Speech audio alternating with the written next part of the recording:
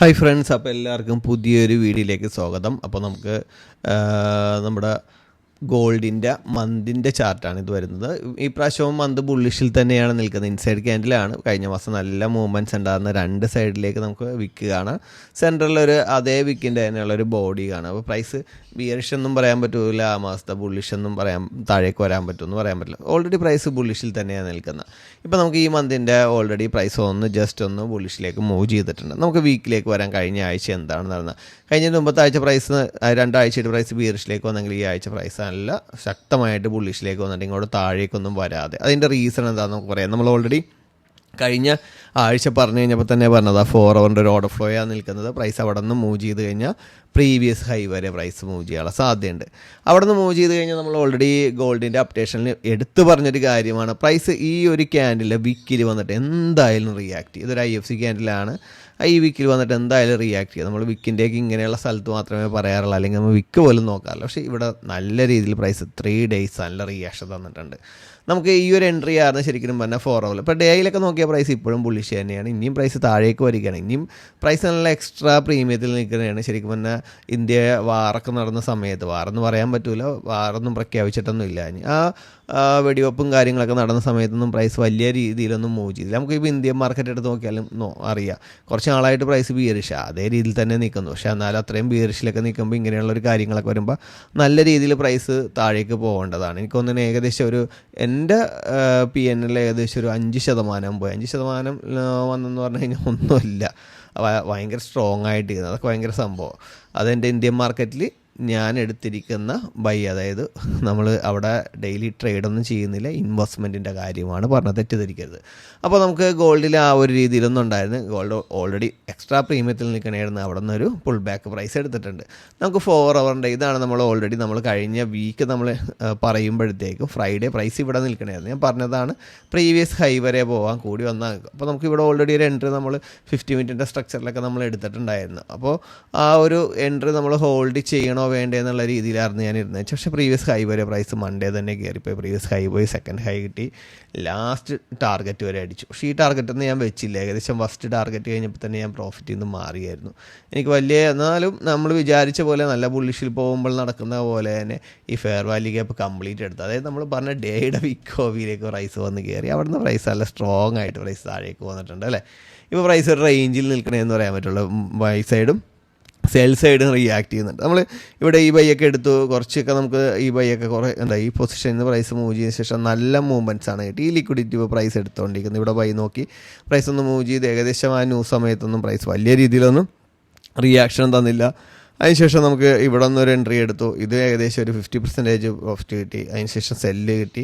ഈ സെല്ല് കുറേ നേരം നിന്നതിന് ശേഷം പ്രൈസ് ഫെയിലായി. അതായത് നമ്മളൊരു എൻട്രി എടുത്ത് കുറേ നേരം പ്രൈസ് ആ പൊസിഷനിൽ തന്നെ, മണിക്കൂറുകളോളം പ്രൈസ് ആ പൊസിഷനിൽ തന്നെ നിൽക്കുകയാണെന്നുണ്ടെങ്കിൽ, പ്രൈസ് ബുള്ളിഷ്, നമ്മൾ ബൈ എൻട്രി നിൽക്കുമ്പോൾ പ്രൈസ് ബുള്ളിഷിലാണെന്നുണ്ടെങ്കിൽ നമുക്ക് ഹോൾഡ് ചെയ്യുന്നതിന് പ്രശ്നമില്ല. പക്ഷേ നമ്മൾ ബുള്ളിഷാണ്, നമ്മൾ സെൽ എൻട്രിയാണ് ഇങ്ങനെ ഹോൾഡ് ചെയ്യണമെങ്കിൽ ആ ഹൈ എടുത്ത് പ്രൈസ് പോകാനുള്ള സാധ്യത തന്നെ കൂടുതൽ. ബിയറിഷ് ആകുമ്പോൾ നിങ്ങൾ സെൽ എൻട്രി അങ്ങനെ ഹോൾഡ് ചെയ്യുന്നതിന് പ്രശ്നമില്ല. പക്ഷേ നിങ്ങൾ ബിയറിഷിലാണ്, നിങ്ങൾ അവിടെ ഓപ്പോസിറ്റ് ബൈ എൻട്രിയിലാണ്, അങ്ങനെ പ്രൈസ് കുറേ നേരം അതേ പൊസിഷനിൽ തന്നെ നിൽക്കണമെങ്കിൽ നിങ്ങളുടെ സ്റ്റോപ്പ് ലോസ് അടിക്കാനുള്ള സാധ്യത കൂടുതലാണ്.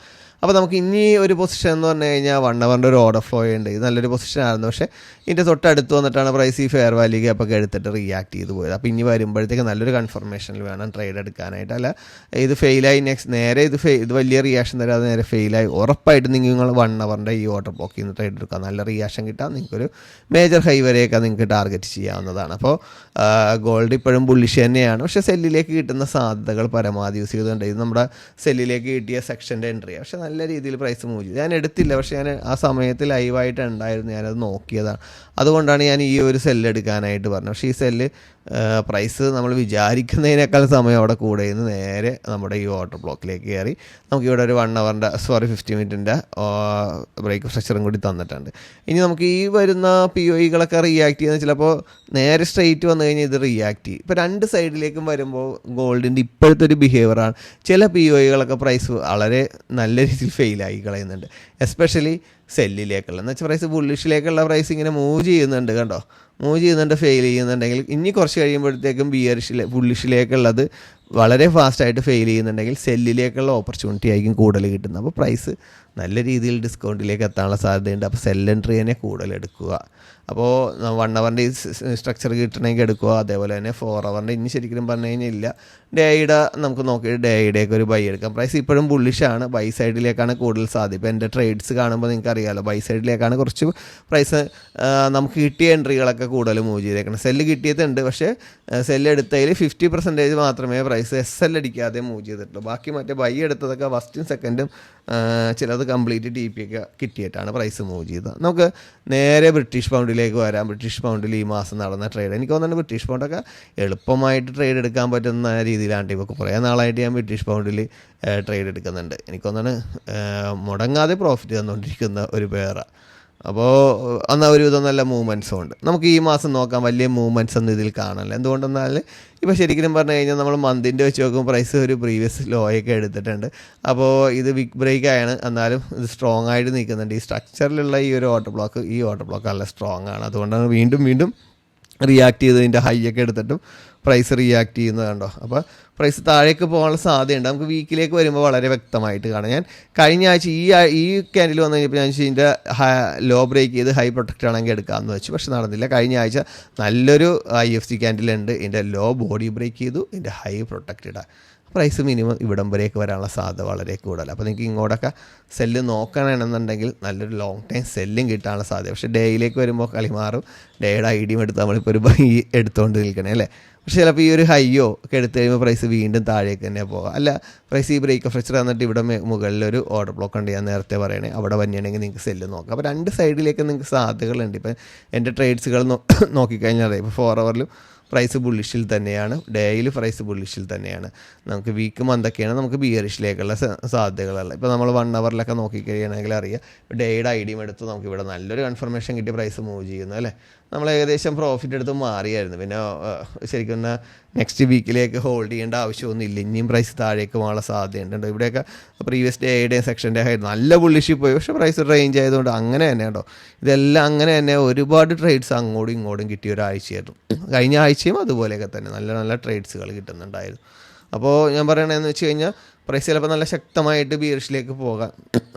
ഒന്നെങ്കിൽ മൺഡേ വന്ന് പ്രൈസ് ഈ ഒരു പൊസിഷനിൽ വന്നെയാണെങ്കിൽ നിങ്ങൾക്ക് നല്ലൊരു സെല്ല് നോക്കാം.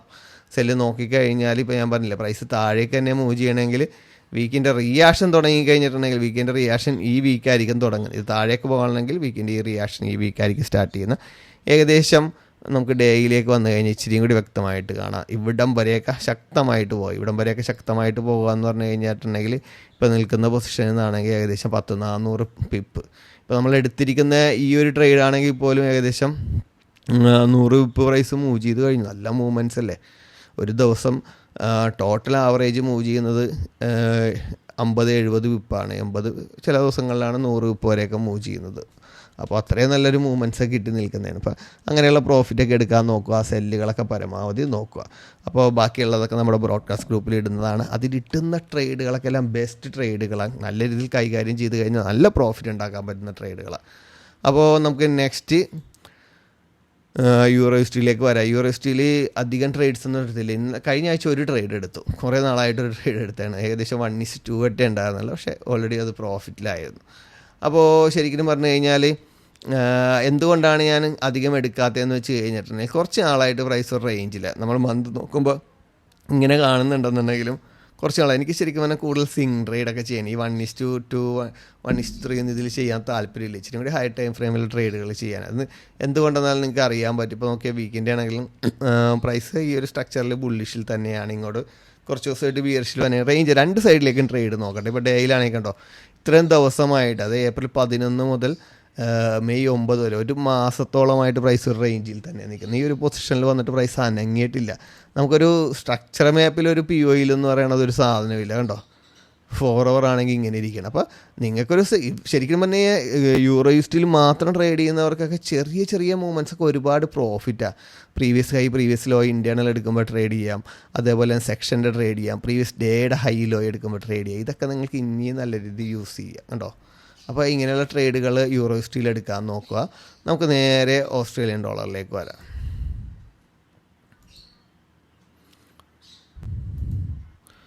ഓസ്ട്രേലിയൻ ഡോളറിൽ പ്രൈസ് ജസ്റ്റ് ഒന്നും ബുള്ളിഷിൽ നിൽക്കുന്നുണ്ട്. നല്ലൊരു IFC ക്യാൻഡിലൊക്കെ വന്നിട്ടുണ്ട്. ലിക്വിഡിറ്റിയൊക്കെ എടുത്ത് ഞാൻ പറഞ്ഞതാണ് ഈ ഒരു ലോ സ്ട്രോങ് ആണ്, അതുകൊണ്ടാണ് പ്രൈസ് ഇവിടെ നിന്ന് വീണ്ടും ബുള്ളിഷിലേക്ക് മൂവ് ചെയ്യുന്നത്.